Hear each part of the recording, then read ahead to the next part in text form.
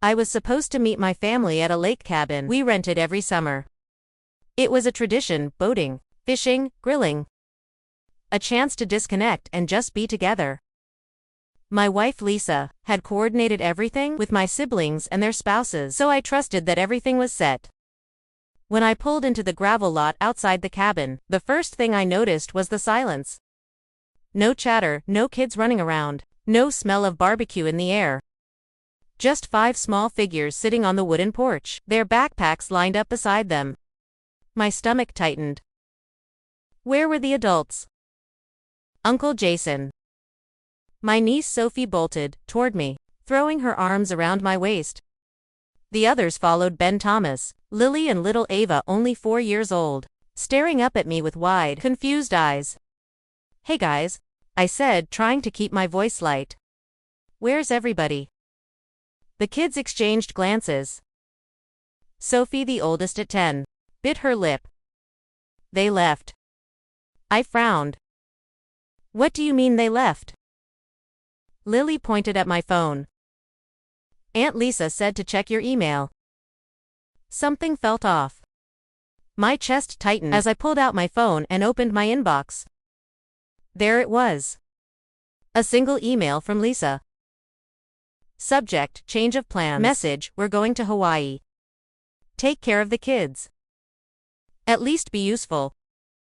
I read it twice, my brain struggling to process the words. Lisa had left with my siblings and their spouses. Without telling me. Without the kids. I forced a breath, kneeling down so I was at eye level with them. When did they leave? Sophie hesitated. Last night. I looked at their faces, hopeful, trusting, waiting for me to make sense of it. But I couldn't. Something in me snapped.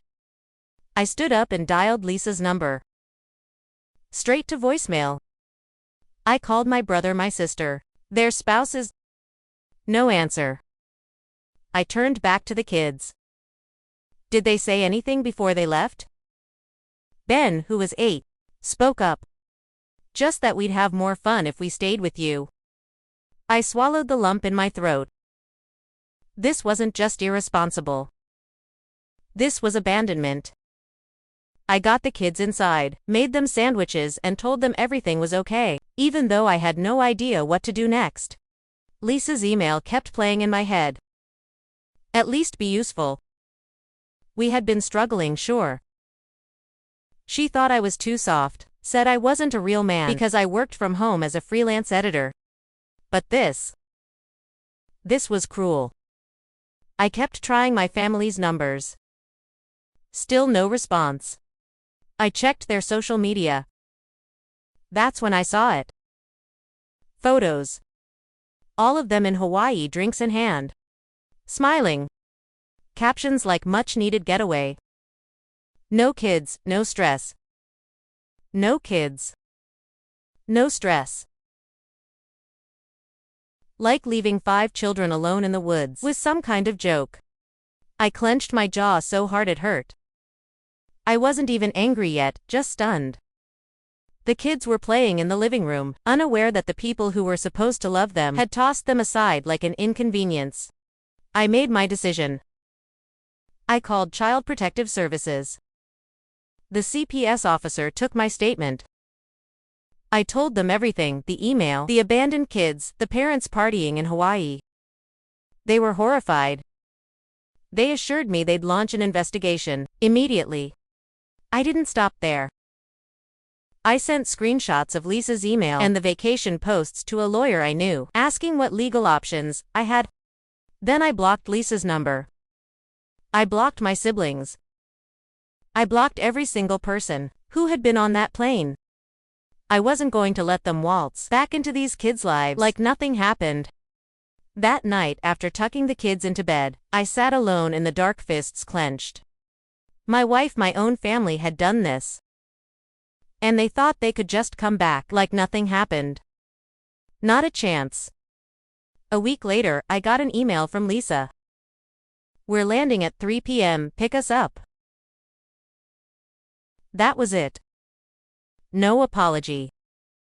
No explanation. I ignored it. At 3 p.m., I got a call from an unknown number. I answered Lisa's voice. Jason, where the hell are you? Busy. What do you mean busy? Come get us. I took a slow breath. You mean the way you came and got your kids? Silence. Then a scoff. Oh, come on. We needed a break. It's not like we left them alone. They were with you, I laughed. I actually laughed. That's your defense. You abandoned your kids. My siblings abandoned their kids. And you think it's fine because I was here. Lisa's voice turned sharp. You're being dramatic. No, Lisa. What's dramatic is that CPS is involved now. The silence this time was deafening. What she whispered. I reported you, all of you. And I've cut contact. You don't get to come back and pretend this never happened. The yelling started, then screaming about how I had overreacted. How I had ruined their lives. I let them scream. Then I hung up. CPS took it seriously. The kids weren't returned to their parents right away. Investigations started. Custody discussions happened. And me, I filed for divorce. Lisa begged. Pleaded. She even cried. But it wasn't real. She was just mad that I fought back. I took therapy.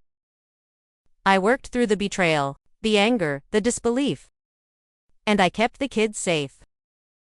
Eventually, custody arrangements were made, but I stayed in their lives because someone had to. Because family isn't just blood. It's who shows up, and I wasn't going anywhere.